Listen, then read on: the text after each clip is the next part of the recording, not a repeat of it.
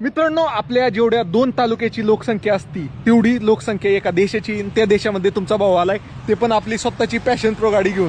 तर मित्रांनो, मी आहे आता भूतानमध्ये, आणि भूतानमधील आपण फुनसिलिंग या गावामध्ये, या सिटीमध्ये. तर मित्रांनो, भूतान हे इतकं छोटं शहर आहे, म्हणजे आपल्या जे 3 जिल्हे आहेत त्या 3 जिल्ह्यांचं क्षेत्रफळ मिळून जेवढं क्षेत्रफळ येईल तेवढं एका देशाचं क्षेत्रफळ आहे. आणि आपल्या समजा पुणे जिल्ह्यातले 3च तालुके आहेत, त्या तालुक्याची लोकसंख्या मिळवली तर त्याच्यापेक्षा कमी लोकसंख्या ह्या देशाची. ह्या मित्रांनो, मी आहे आता भूतानमध्ये, भूतानची लोकसंख्या फक्त 8 लाख आहे. 8 लाख. मी जिथं राहतो बारामती, त्याची 8 लाख लोकसंख्या आहे लोकांची, आणि ते डबल केलं तर भूतानची लोकसंख्या होईल. म्हणजे पुणे किती मोठं आहे लक्षात ठेवा मित्रांनो. पुण्याचे एवढं मोठं आहे, आपला देश किती मोठा आहे, आणि भूतान हा एकदम छोटा देश आहे. आणि त्यांना गर्दी अजिबात आवडत नाही, त्यांना लय लोक आवडत नाहीत, त्यांना लय टुरिस्ट आलेले आवडत नाही, त्यांना मोकळं ढाकळं राहायला आवडतं.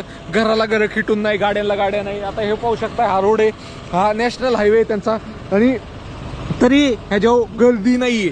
अशा प्रकारचं आहे मित्रांनो. आणि त्यांचे तुम्ही मागं व्हिडिओमध्ये पाहिलं असेल, नाही तर पुढं पाहताल, त्यांचे इथं नाही टुरिस्टचे जे हे आहे ना फी इतकी मागे की इथं येणं सगळी अफोर्ड करू शकत नाहीये.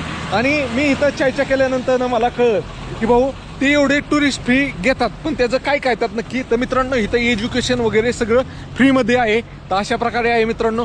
अशीच भूतानबद्दलची माहिती जाणून घ्यायची असेल तर तुमच्या भावाला फॉलो करा. तुमचा भाऊ आलाय भूतान फिरायला, ते पण पॅशन प्रो गाडी घेऊन. आपली बारामती महाराष्ट्रातनं सर्वसामान्य लोकांमधीलच मी आहे मित्रांनो. तर सर्वसामान्य लोकांची गाडी घेऊन आलोय. मला एवढंच दाखवून द्यायचंय लोकांना की भाऊ सर्वसामान्य लोक पण फिरू शकतात, जे मोठे पैसेवाले तेच फिरू शकत नाही, आपण पण फिरू शकतो. आपल्याकडे जी गाडी त्याच्यात समाधानी राहून आपण फिरू शकतो. तर फॉलो नक्की करा मित्रांनो.